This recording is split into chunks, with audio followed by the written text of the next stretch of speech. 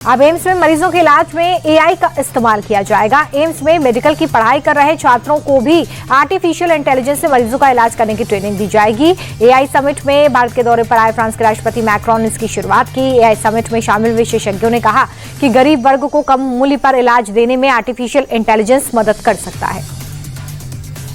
Tata group देश का पहला नेक्स्ट जनरेशन डेटा सेंटर बनेगा। टाटा ग्रुप ने ओपन एआई के साथ ही साझेदारी की है।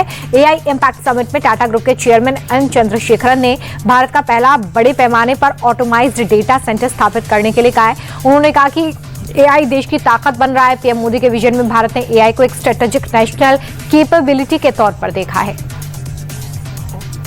22 फरवरी से यूपी के मुख्यमंत्री योगी आदित्यनाथ विदेश दौरे पर हैं। 23 और 24 फरवरी को सिंगापुर और 25 और 26 फरवरी को जापान में रहेंगे। योगी का ये दौरा यूपी को $1 ट्रिलियन की इकोनॉमी बनाने के मिशन का हिस्सा है।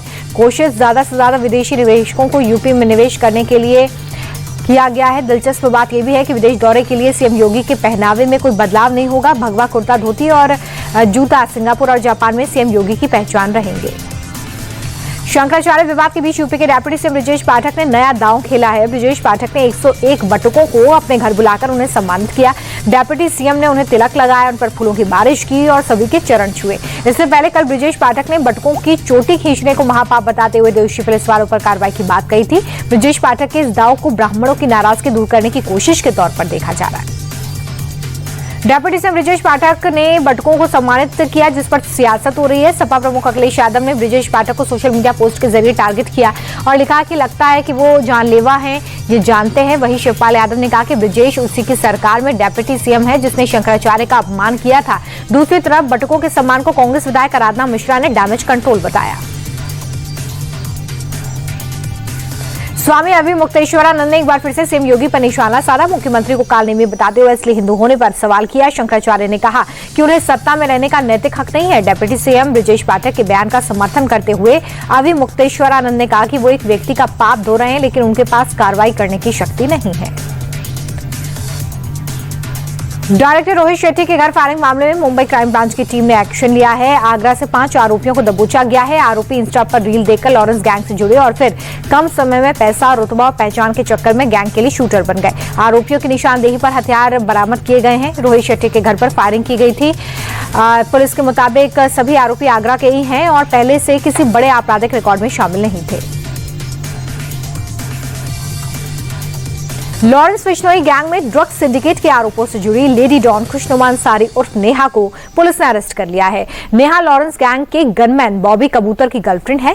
बॉबी कबूतर लॉरेंस गैंग को हथियार की खेप मुहैया करवाता है। बॉबी की गर्लफ्रेंड मैडम जहर नॉर्थ ईस्ट दिल्ली में एक ब्यूटी पार्लर चलाती है और उसकी आड़ में बॉबी कबूतर उसके गैंग के गलत कामों का हिस्सा भी थी। विशाखापट्टनम में 3 बड़े इंटरनेशनल समुद्री इवेंट्स के लिए फुल ड्रेस रिहर्सल हुआ। फ्लीट रिव्यू एक्सरसाइज मिलान 2026 इंडियन ओशन नेवल सिंपोजियम नाम के एक्सरसाइज के लिए फुल ड्रेस रिहर्सल हुई है। यह आयोजन 25 फरवरी तक चलेगा। भारत में बड़ा समुद्री इवेंट पहली बार होने जा रहा है।